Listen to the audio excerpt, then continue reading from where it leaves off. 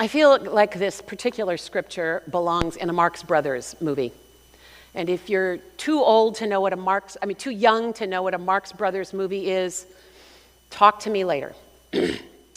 I feel like there's a whole comedy routine in here about how to start a religion. And the answer is free, unlimited adult beverages. In fact, I have a friend who says we could fill every pew in every church every Sunday to full capacity if we would just have free beer in the narthex. I'm sure he's right. Don't think I haven't considered it. It would certainly, if you think about it, attract just exactly the kind of crowd that Jesus liked to hang around with. But seriously, there is something in our Bible about a kind of economy that we could call the Jesus economy. And that's what we're going to talk about today and in the weeks to come.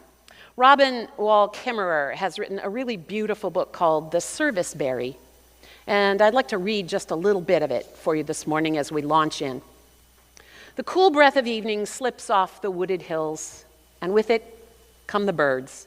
They arrive in a flock of calls that sound like laughter. The bushes are laden with fat clusters of red, blue, and wine-purple berries at every stage of ripeness.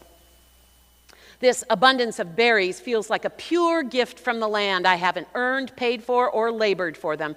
There's no mathematics of worthiness that reckons I deserve them in any way.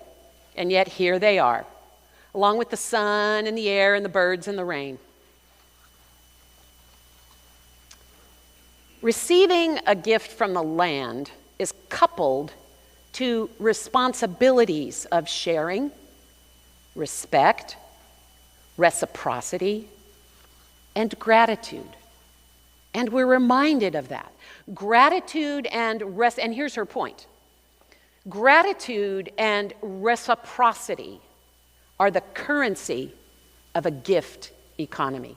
Gratitude and reciprocity are the currency of a gift economy. And they have the remarkable property of multiplying with every exchange, their energy concentrating as they pass from hand to hand, truly a renewable resource. And she says, I accept the gift of the berries. I take a dish of them to my neighbor who feels so abundant that she makes pies and takes a pie to her neighbor, who feels so rich in food and friendship that he volunteers at the local food pantry. Now, this concept of reciprocity and abundance, or abundance and reciprocity, sounds great, but it can feel very, very difficult to do. We're not shaped that way. In general, our culture and our society doesn't operate that way. We are bound up very often with concepts around scarcity. Supply and demand. The economy of supply and demand is built on an assumption of scarcity. Now, there's a word to put the fear of God into you. That'll put the fear of God into you. Now, years ago, I had a friend who had flunked out of college in his 20s for all the usual reasons, and in his 40s was going back to college. And so he was taking these introductory classes, and he just loved to talk about the things he was discovering. And to be fair, he was like any college freshman. Everything was new, and he was the first person to ever learn it, but we still had a lot of fun, and it helped me remember that a lot of the things that I just knew, someone had actually taught them to me at some point. Well, heaven help him. He took a class called Introduction to Economics. Boy, did we have a conversation. In fact, I kind of picked a fight with him. To be fair, I picked a fight. One day he's telling me all about what he learned in the intro to economics, and he explained to me the economic theory of scarcity. And I didn't take any economics classes, as you know. I was an English major, so, that was interesting. And he said, you see, the theory of scarcity applies to everything. And I said, well, no, it doesn't. And we argued for 20 minutes. Because, of course, we were looking at this from two completely different perspectives. He was looking at it from the specific perspective of how the American economy and some other global parts of our global economy function. And I was thinking, well, you know, the way pastors do, about all the things to which the theory of scarcity does not apply. About 5 years later, having majored in economics, he admitted that he could now see there is a kind of economy in which scarcity is not the defining context. Now, of course, it helped that he was a person of faith. It's really easy to get stuck in the assumptions about scarcity and the laws of supply and demand that we get stuck. That's why this Jesus story is so important. It's so much more than a magic trick. It's so much more than a magic trick. It's not just that Jesus performs a sign, a wonder, a miracle. It's what he does and how he does it and why he does it that is so revelatory for us. What we're going to talk about is a thing biblical scholars sometimes call a Sabbath economy. And you can't take that literally. The Bible talks about Sabbath years and Jubilee years where all debts are forgiven and nobody farms for a whole year to let the land lie fallow. And that a lot of that is aspirational. But there is a sense in which Jesus wants to remind us of how much of our social economy has nothing to do with supply and demand or scarcity. We're going to use this language a lot in the coming weeks. And today we hear about it in John. Now, Luke really points hard, and we'll be in Luke a lot this year, really points hard to this Sabbath economy. Do we have slides? We don't. Okay. So imagine, just close your eyes, and in the slideshow on the inside of your eyelids, imagine a stone purification jar. Maybe you saw the one in that funny little movie that I just showed you, about this high, 20 to 30 gallons each. I don't know, a 5-gallon paint bucket's about that big. So that's 4 or 5 or 6 paint gallons times 6. Anyway, it's a lot. It's a lot of wine. And in these coming weeks, these jars, not all of them stone, not all of them big, are going to help us use our imaginations, because imagination is central to faith as we come to understand and practice the economy of Jesus, which is based on reciprocity and abundance rather than accumulation. Our drive for security is hardwired into us.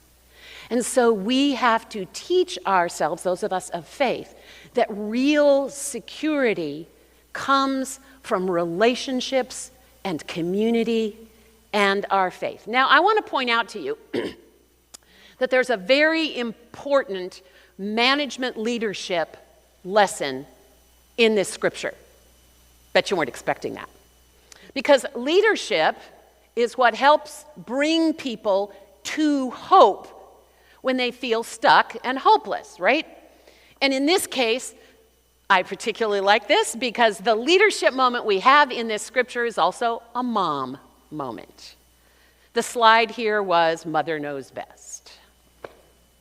I follow Steve Garnis-Holmes, a retired pastor and a poet, and he often inspires me with his short poems that really hit the mark. And this week, he had this one called Mom Knows Best.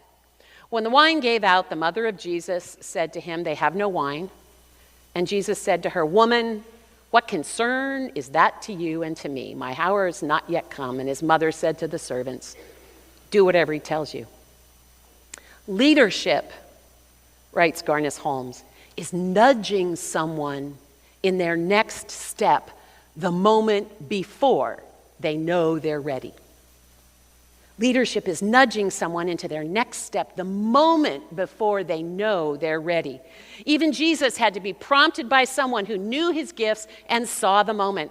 Sometimes we ourselves are pure water, unaware that we are about to be turned into wine.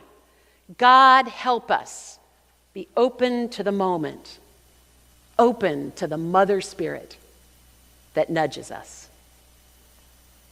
What if we could be drunk with happiness and hope?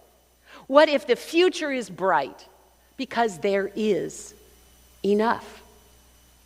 Now, sometimes we dismiss that kind of thinking as naive idealism. It's interesting that a lot of times you hear people use the word naive with idealism. I don't happen to think idealism is automatically naive. I think idealism is good. I think it's important. I think we disparage it all too often. And as a professional idealist, I'm here to advocate for idealism because it begets hope, which moves us forward toward a better day that Jesus offers us.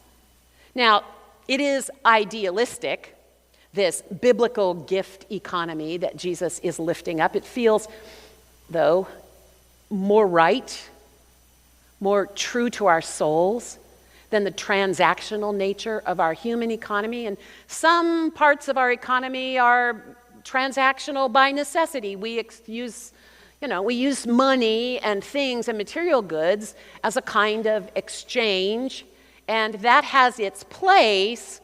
But sometimes we get so caught up in that we forget that there is a place where that doesn't work, where that's not even supposed to work. And if you doubt me, just think about the last time you heard someone say, or you said, or you thought, after all I've done for you,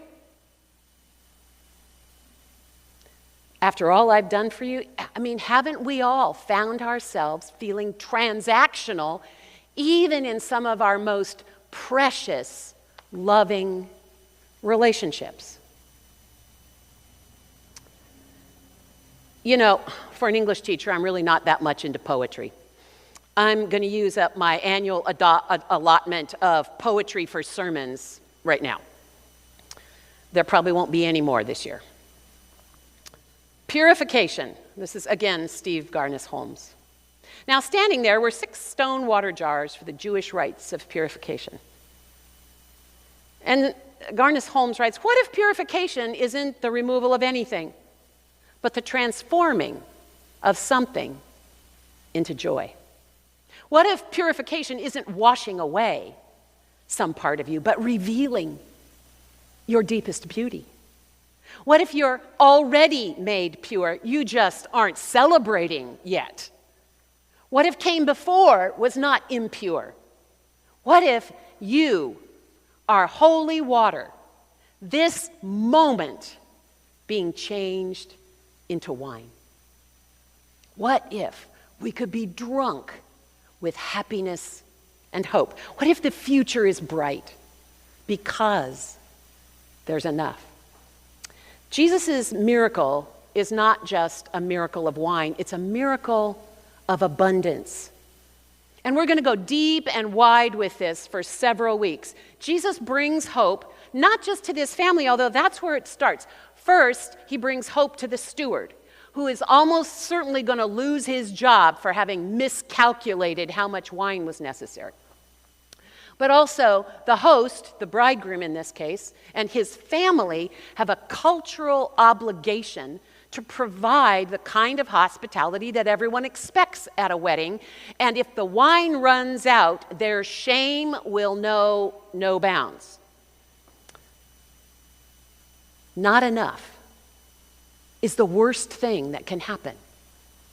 And for humans, we very much get caught up in not enough, not enough, not enough. And in this story, in this sign, in this symbol, in this miracle, hope begets joy. Joy for the steward who's still going to have his job. Joy for the bridegroom's family as they will be able to celebrate with their friends.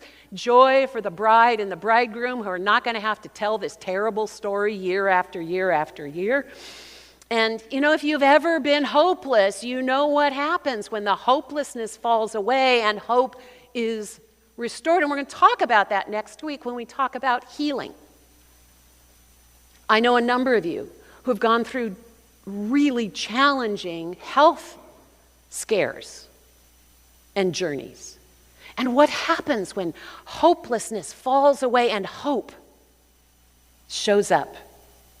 Then we're all drunk with happiness and hope, and the future is bright. I'm glad you're here for the party. Welcome home. Welcome home.